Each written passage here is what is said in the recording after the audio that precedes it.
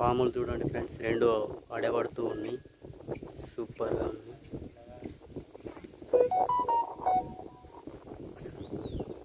పాములు హైలైట్గా ఉన్నాయి.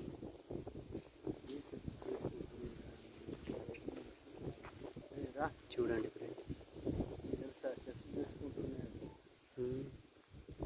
అవేం పాములే? ఏం పాము అంటే? నాగబొమ్మ ఉందన్న? రెండు ఉంటాయి. అవి ఇప్పుడు మన లోకంలో ఉండే, మనం ఎట్లను అవి అట్లా. అంతేనా? ఒకటి చేరిపోతా.